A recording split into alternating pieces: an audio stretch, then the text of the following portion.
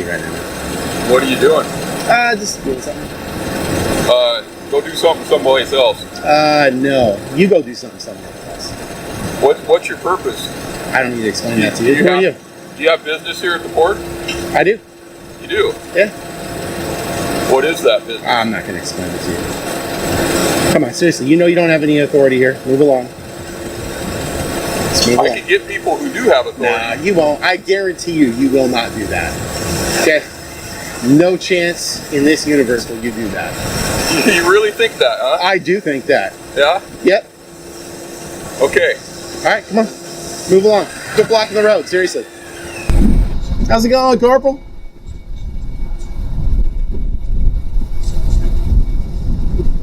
Hey, excuse me, sir? Yeah. You step on over here. What's up?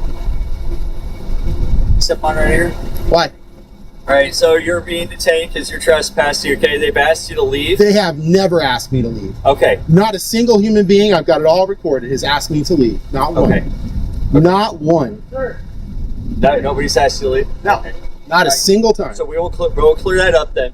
Yeah, Okay. plus this is... I was told by security... No, this they is public told you to leave. access, by the way. The video begins with the auditor asserting control of the situation as officers claim he's being detained. Instantly, the contrast between authority and awareness of rights sets the tone. The narrator highlights how many citizens don't know their constitutional boundaries, allowing officials to exploit uncertainty. Here, the subject's calm refusal to comply without lawful grounds reflects confidence born of knowledge. The officer's casual approach, treating detainment as routine, clashes with the citizen's demand for accountability. This moment exposes the power imbalance and how composure backed by understanding can flip that dynamic entirely. Next voice. Too. It's restricted area past that. This is a public road. So this is not public property. This is a public This road. belongs to the port of... the Well, port. even if that's the case, not a single person who's asked me to... Oh, I said corporal. I meant sergeant. How you doing? That's all right. Not a single person who's asked me to leave. Not one. Okay. Now, I've had plenty of people asking me, what am I doing? And Okay. working on getting some Okay, photo and then. video of the place. Okay. Yeah. All right. Well, we'll clear that up then. We'll clear that up. I was advised that you were told to leave. So No, never was I asked to leave by a single person. I did talk to him, and I asked him what his business was here at the port, and That he is said, not true. all right. That is Hold exactly on just a second, okay? I asked him, do you have business at the port? Oh, yes. So, sorry. Yeah, I do That's have. how you Yeah, asked- you asked me if I had business. Yeah, absolutely. Yeah, I asked All him right. if So he had tell, business at the port. Sure. So tell me. So have you asked him to leave the property? Yes. No. How do you would you like to see have him leave the property, or would you like to see proceed with trespass? I think we want him off our property. Okay. And if he comes back, we want... So am I being trespassed? Is that what's We happening? want it made clear. Be careful. like their own. Sure. Okay. He's gonna claim he's not flying a drone, but he's got some accomplice. The first private security guard approaches with arrogance, assuming he can dismiss the auditor. His casual, go do something someplace else, displays entitlement, not lawful authority. The citizen's response, firm yet restrained, shows he recognizes that conversation alone doesn't create jurisdiction. What follows is a brief standoff rooted in the classic lawful order versus unlawful demand debate. The security guard's frustration reveals ignorance of property boundaries and public access rights. This scene powerfully demonstrates how assertiveness without aggression can neutralize attempts at intimidation from untrained personnel. Absolutely not flying a drone. I don't see anything where he's controlling or manipulating a drone, so... There's been a drone all over. Okay, that's since he showed up. I understand. What I'm saying is I'm not seeing any sort of proof of that he's the one that's in control. No, it's somebody else somewhere. Okay, we'll look Yeah. around and we'll see about that. We've been okay? looking around too. It's not him. Okay. I don't think he's capable of doing I'll be back with you in just a moment, okay? Yeah. Okay, so they're advising that you leave the area, okay? Okay, so I'm being trespassed? No, you're not being trespassed. They're just asking you to leave the area, okay? You're currently on their property. They're asking you to leave. That drone. Okay? Yeah, obviously I'm not controlling it. Unless my GoPro has magical Professor X Right, I powers. see that you're not controlling the drone in any way, okay? Yes. Someone you know, though, nearby is controlling. Look, all I'm saying is that is not mine. I don't own it. I'm not controlling it. Of course. Right, so you know anybody that might be. Look, that's all I'm saying. I don't control it, own it, operate it. That's all I'm saying. All right. Do you mind providing your name? I do. You do? I do. Okay. All right. Could you please leave the property? Yeah, now I just want to double check. I understand what you guys are doing here. You're saying this public access road is not a public access road, that this road is private property. According to the Grace Harbor County parcel search, it shows... When law enforcement arrives, the narrative shifts to procedural authority. The corporal announces a detainment for trespassing, relying solely on hearsay from security. The citizen immediately calls out the falsehood, calmly noting he was never asked to leave. His use of recording and evidence forces accountability. The officer's tone softens when faced with factual clarity. This moment highlights how video transparency restrains potential abuse. It's a masterclass in how citizens can dismantle weak legal grounds through reason and documentation rather than hostility. This is part of the court's property. Okay. I just want to point out, just for future reference, because it would be helpful, I'm sure you guys can appreciate this, there is nothing that demarcates this as private. Nothing. It doesn't say, like, you know, in a lot of cities they'll have like blue or sometimes green signs for streets, and they'll have white nose public, green or blue is private, and it'll often say private on it or something like that. It would be helpful to if you guys actually put up some signs. That, for example, right there, very clear sign, right? It says restricted area, never gone past it, because it's very clearly marked. I'm not going to go on there. It's a MARSEC level 1 place, not going to go there. Okay. But if you're telling me that under threat of arrest, if I don't leave, that because this is private property, I'll leave. Okay. Is that what you're saying? Yeah. So Okay. Fair enough. So they're asking you to leave. They, please leave. And if I don't, I'd be arrested for trespass. No. As long as you leave, we don't have to confirm with them if that's what they want to do. Situation turns almost absurd when officers accuse him of flying a drone without any proof. The auditor's sarcastic reference to Professor X Powers underscores how baseless the claim is. Here the officers grasp for justification, showing how law enforcement sometimes invents suspicion when facts are thin. The professionalism of one officer contrasts sharply with another's eagerness to pin an offense. This segment reminds viewers that good policing requires restraint and evidence, not assumptions. The calm refutation by the citizen preserves his credibility and exposes investigative laziness. But all they're asking right now is that you leave the property. That's all. Yeah, what I'm trying to get to, though, Officer Rule, is... Sorry, it's a little hard to... Yeah, no, that's fine. All I'm trying to get to, Officer Rule, is get my video, audio, and still photographs. Right. No, that's... My understanding from the research I did is that this is public property up until that port. Now, this is port property. Correct. Port property, if you look in the RCWs, ports are public agencies, which is why they have elected commissioners and things like that. So that means this is a traditional public forum. Now, that's a non-public forum. You cannot go past that. It clearly says restrict, well, I guess you could. Probably go to jail, right? Well, sir, so this gentleman needs security. Yeah. They're asking you to leave out to the gate, the property out there to the roadway.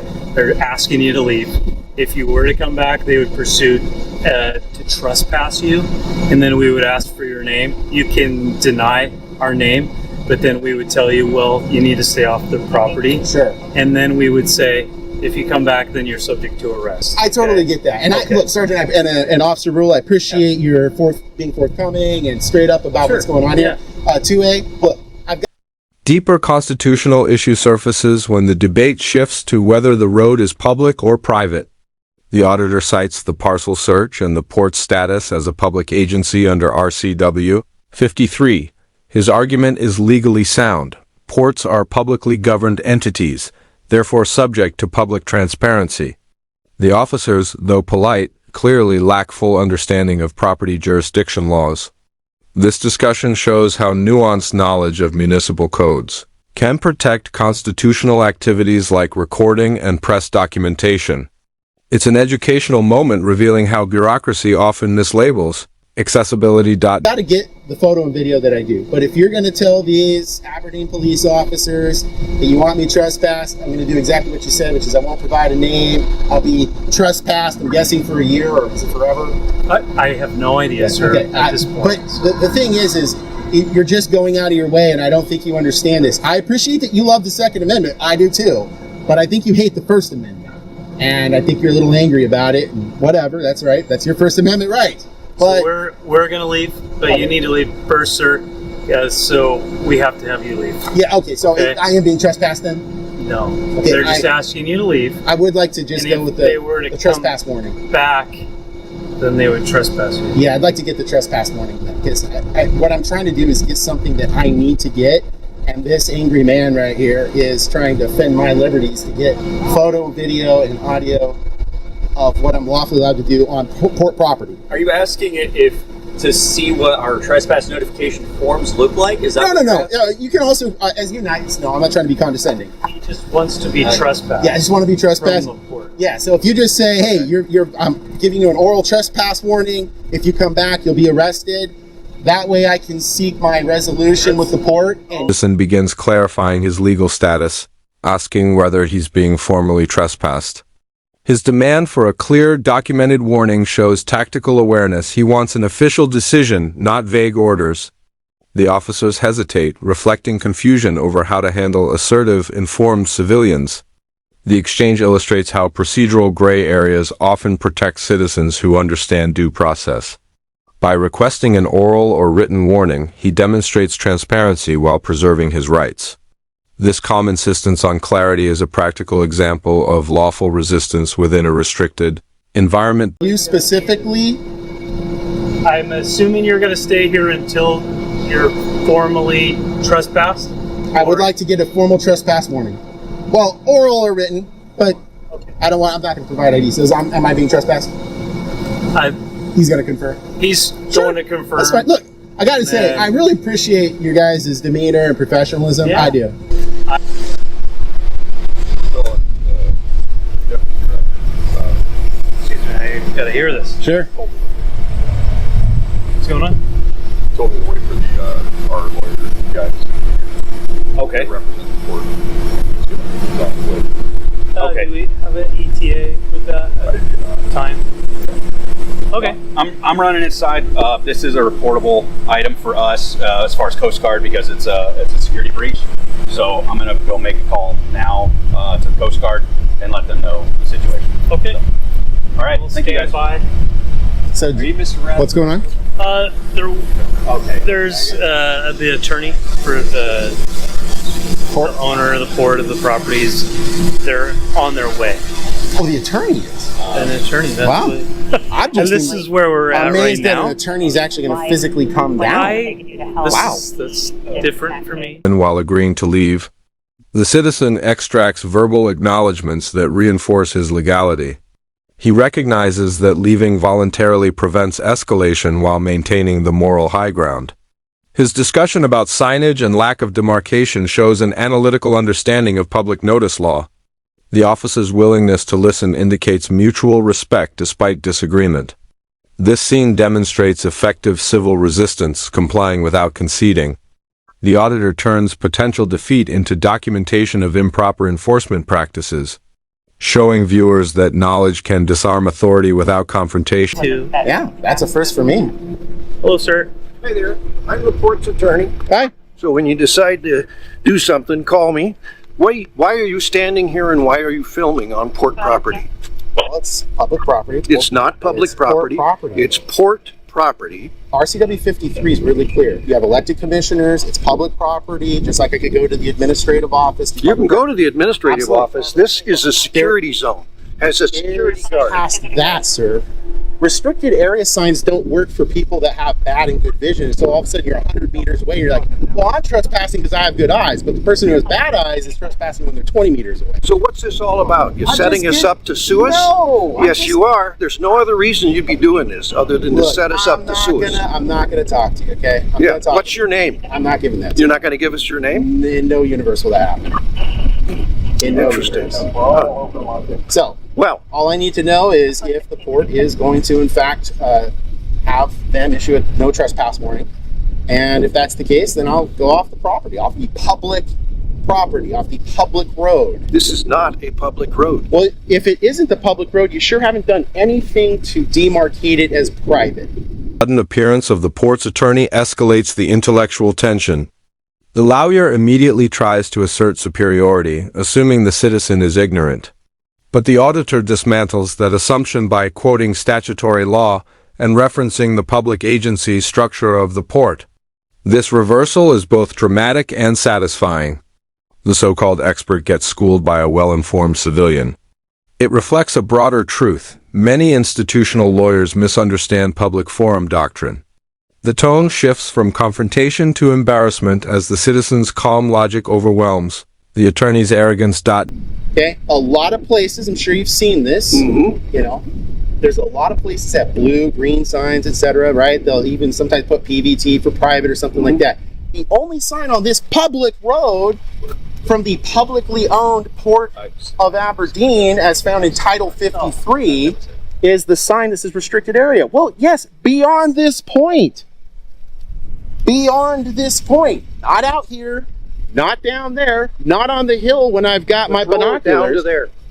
Let's roll the sign down to the entrance. There you go, killer. Jeez, how hard is this? But then I'm going to do a public records request. And let me tell you this right now. If I find out you're moving that MARSEC level 1 sign in contradiction of United States law, you, sir, will have legal problems. You'll also have bar association problems. Okay?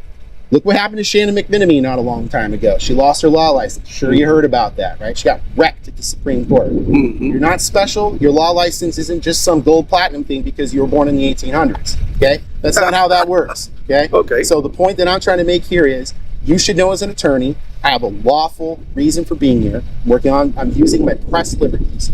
Okay? Confrontation becomes philosophical when the auditor accuses the attorney of hating the First Amendment while pretending to defend security.